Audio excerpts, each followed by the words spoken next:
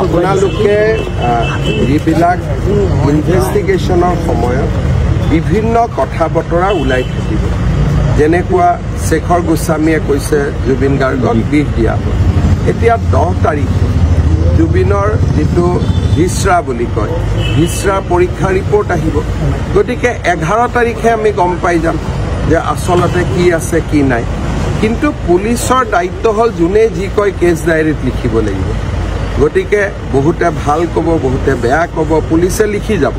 আৰু আপোনালোকে গম পাই থাকিব কিন্তু সেইবিলাক পুলিচৰ কথা নহয় সেইবিলাক এজন সাক্ষীয়েহে কোৱা কথা সাক্ষীৰ ভাষ্যটো পুলিচৰ ভাষ্য নহয়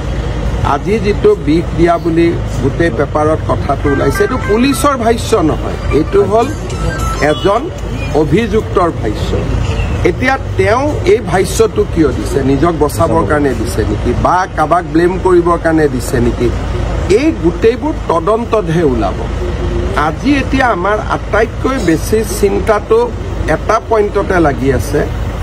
ছিংগাপুৰত থকা অসমীয়া লোকসকল ইনভেষ্টিগেশ্যনৰ কাৰণে আহিবনে নাই কাৰণ তেওঁলোক যদি নাহে তদন্তটো আমি পুৰা কৰিব নোৱাৰিম আৰু তেওঁলোকে জুবিনক ইয়াত যাত্ৰা বা এই গোটেই ঘটনাটো কৰা তেওঁলোকে মেইন মানুহ আছিলে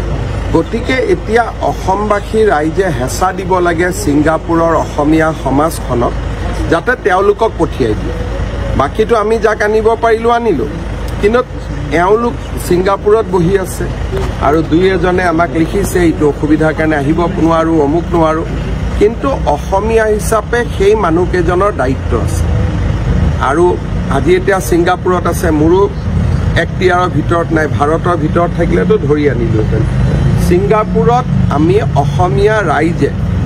তেওঁলোকৰ ওপৰত হেঁচা দিব লাগে ছিংগাপুৰৰ অসমীয়া মানুহখিনিৰ ওপৰত যে আপোনালোকে যেন তেওঁলোকক পঠাই দিয়ে কাৰণ তেওঁলোক ইয়াত নাহালৈকে গোটেই ঘটনাটো কোনেও জোৰা লগাব নোৱাৰিব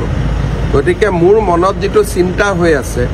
শেখৰ গোস্বামী শ্যামকানু মহন্ত সিদ্ধাৰ্থ শৰ্মা অমৃত প্ৰভা এইবিলাক এতিয়া আমাৰ হাতত আছে আমি যেনেকেই নহওক সঁচা কথাটো তেওঁলোকৰ পৰা উলিয়াব পাৰিমেই কিন্তু আটাইতকৈ বেছি চিন্তা হৈছে যে ছিংগাপুৰত থকা এই মানুহবিলাক 6 তাৰিখে আহিবনে নাহে যদি নাহে আমি আকৌ এটা পাকচক্ৰত সোমাই যাব লাগিব গতিকে তেওঁলোকক আমি সকলোৱে হেঁচা দিব লাগে তেওঁলোক যাতে যেনে তেনে অসমলৈ আহে